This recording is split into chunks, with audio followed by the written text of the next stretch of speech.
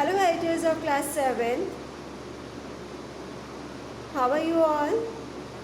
I hope you all are doing well and study well. Welcome to online classes of HPS. This is your English class. So, open your English notebook. Page number 17. 1.3 chapter Excuses. Excuses means बहाने जो आप लोग सब बनाते ही हैं, right? So let's start our chapter. Children always love playing and hardly ever enjoy going to school or doing any homework. Children हमेशा खेलना ज़्यादा पसंद करते हैं बजाय इसके कि वो स्कूल जाए और स्कूल का होमवर्क करें. Yes. Often they coin very funny excuses for not doing the homework.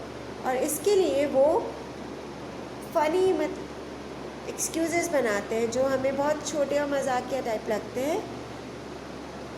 बहुत सारे excuses छोटे छोटे excuses बनाते हैं ताकि हम होमवर्क से टल जाएं. The commonest excuse is poor granny's death or it is the pet's dog fault. जो हम commonly बनाते हैं कि आज हमारी grandma डेथ हो गई थी कल, या कल ऐसा हो गया था, पेट डॉग ने मेरा पेज ख़राब कर दिया, मुझे ऐसा कर दिया, गिरा दिया.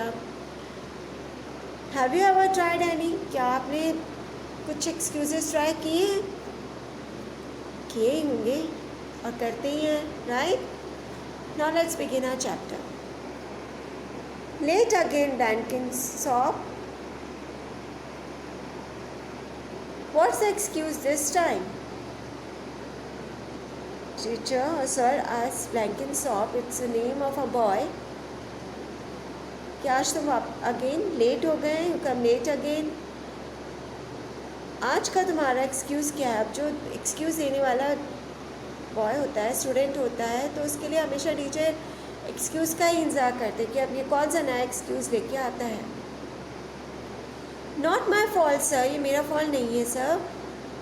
Whose fault is it then? तब किसका फॉल्ट था? किसकी गलती थी? Grandma sir. गलती मेरी ग्रैंडमा की थी. Grandma? What did she do? क्या किया उन्होंने? She died sir. Died? अब छोटे बच्चों को इतना नहीं पता होता है कि died मतलब क्या, तो उसने कहा सीधा सा एक्सक्यूज़ दे दिया, died. She is seriously dead all right sir. मतलब उसने कहा ताकि सर को बिल्कुल वो हो जाए कि परमानेंट हो जाए कि नहीं, मान जाए सर बिल्कुल कि वो डाइड हो चुकी है सही में, सीरियसली. मैं कोई मजाक नहीं कर रहा हूँ. That makes 4 grandmothers this term Blenkinsop. अब उसने ये एक्सक्यूज़ पहले भी दे चुका था, 4 टाइम पहले भी दे चुका था. And all on PE days. PE means physical education day. जब उनका स्पोर्ट्स का ऐसा कुछ डे होता था तभी वो ऐसा एक्सक्यूज़ लेके पहले भी आ चुका था. आई नो, मैं जानता हूँ sir. It's very upsetting sir. ये बहुत ही अपसेट करने वाली बात है sir. How many grandmothers have you got Blenkinsop? कितनी ग्रैंड मदर है तुम्हारी Blenkinsop? Grandmothers sir?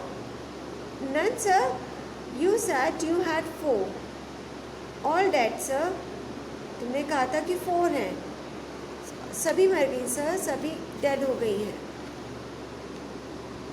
This is your new words.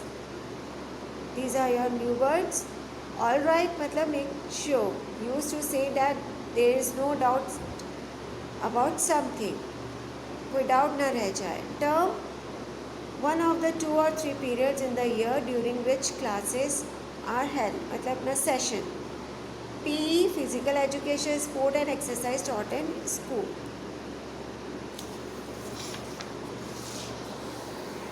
And what about yesterday Blenkinsop? कल क्या हुआ था? What about yesterday sir?